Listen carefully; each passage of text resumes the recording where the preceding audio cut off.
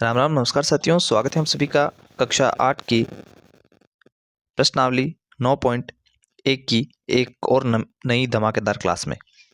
साथियों, पिछली क्लास में हम लोगों ने प्रश्नावली 9.1 के प्रश्न संख्या 1 से 3 तक के बारे में जाना था, इनके बारे में पढ़ लिया था।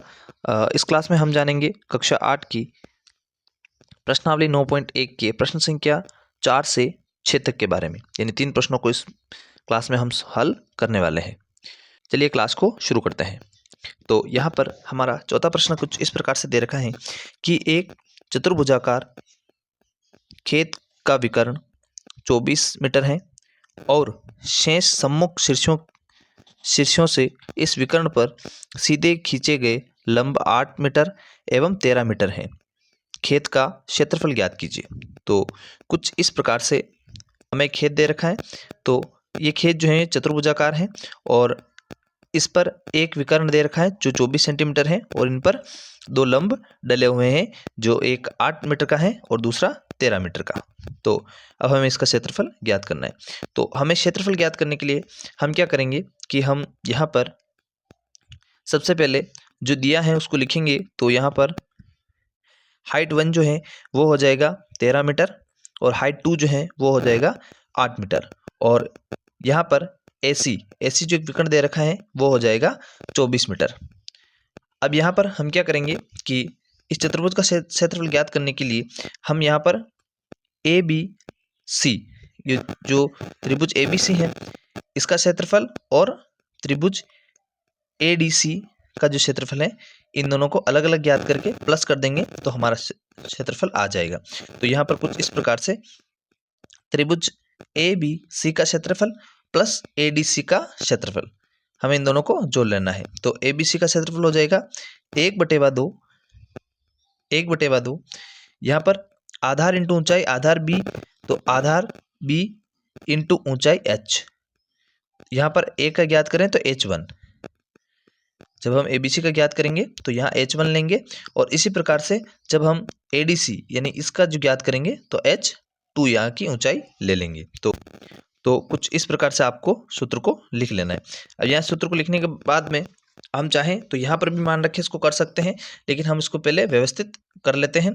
तो यहाँ पर 1/2b और 1/2b दोनों में कॉमन है तो इसको हम बाहर ले लेते हैं और कॉमन लेने के बाद इन दोनों को, इसको h1 को और h2 को अंदर प्लस कर लेंगे। तो कुछ इस प्रकार से ये हमारा सूत्र बन जाएगा। अब इस सूत्र में हम मान रखेंगे 1/2, यहाँ b जो है b ये आधार है और दोनों त्रिभुजों में आधार सेम है तो 24 सेंटीमीटर और h1 जो है वो 13 मीटर है और h2 जो है वो 8 मीटर है। तो इन दोनों को हम प्लस कर लेंगे। तो कुछ इस प्रकार से जब इनको प्लस करेंगे तो ये आ जाएगा 21 और ये हो जाएगा 1/2 24 इंटू 21। अब यहाँ पर 2 के पहाड़े से 24 कट जाएंगे 12 बार और 12 जो है वो 21 से गुणा हो जाएगा तो 252 जो है वो हमारा उत्तर आ जाएगा। यानी 252 जो है ये इस पूरे खेत का क्षेत्रफल आ जाएगा। साथियों, अब बात करते हैं प्रश्न संख्या 5 की। किसी समचतुर्भुज के विकर्ण 7.8 सेंटीमीटर एवं 12 सेंटीमीटर हैं, क्षेत्रफल ज्ञात कीजिए। तो यहाँ पर हमें दोनों विकर्ण दे रखे हैं। तो समचतुर्भुज का क्षेत्रफल निकालने का जो सूत्र होता है वो होता है 1/2 d1 यानी विकर्ण 1 इंटू d2 यानी विकर्ण 2। तो हमें यहाँ पर d1 जो है वो 7.5 मीटर को मानना है और d2 जो है वो 12 मीटर को मानना है और हम यहाँ पर इस सूत्र में मान रखेंगे कुछ इस प्रकार से। अब मान रखने के बाद में हम इसको सोल्व आउट कर लेंगे तो ये जो है वो आ जाएगा 45 मीटर। 45 मीटर जो है 45 मीटर स्क्वायर जो है वो हमारा क्षेत्रफल आ जाएगा। अब बात कर लेते हैं छठे प्रश्न की। तो छठे प्रश्न में हमें पूछा गया है कि एक समचतुर्भुज का क्षेत्रफल ज्ञात कीजिए जिसकी भुजा 6 सेंटीमीटर है और शीर्ष लंब 4 सेंटीमीटर है। यदि एक विकर्ण की लंबाई 8 सेंटीमीटर है तो दूसरे विकर्ण की लंबाई ज्ञात कीजिए। अब यहाँ पर हमें ना तो उस चतुर्भुज का क्षेत्रफल दे रखा है, हमें समचतुर्भुज का क्षेत्रफल भी ज्ञात करना है और उसके दूसरे विकर्ण की लंबाई भी ज्ञात करनी है। तो यहाँ पर हम जानते हैं कि जो समचतुर्भुज होता है वो समांतर चतुर्भुज भी होता है। तो हम समांतर चतुर्भुज के सूत्र से पहले समचतुर्भुज का क्षेत्रफल निकाल लेते हैं।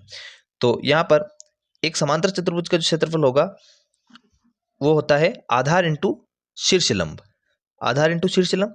तो यहाँ पर हमारा आधार जो है वो 6 सेंटीमीटर दे रखा है और शीर्ष लंब जो है वो 4 सेंटीमीटर दे रखा है। तो आधार इंटू शीर्ष लंब यानी 6 इंटू 4 और 6 इंटू 4 जो है वो आ जाएगा 24 सेंटीमीटर स्क्वायर, यानी 24 सेंटीमीटर स्क्वायर इस समचतुर्भुज का क्षेत्रफल आ जाएगा। अब क्षेत्रफल आने के बाद हम क्या करेंगे कि समचतुर्भुज का जो क्षेत्रफल का सूत्र है वो लेंगे, ये 1/2 d1 इंटू d2 और इसके बराबर में हम रखेंगे 24 सेंटीमीटर, क्योंकि हमारा क्षेत्रफल ऑलरेडी आ चुका है।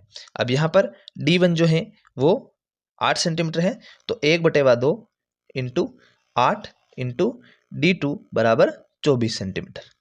अब 2 के पहाड़ से 8 4 बार कट जाएंगे और ये जो 4 हैं ये इधर गुणा हो रहे हैं, तो उधर जाने के बाद भाग में चले जाएंगे, यानी 24/4 यानी d2 जो है वो आ जाएगा 6 सेंटीमीटर।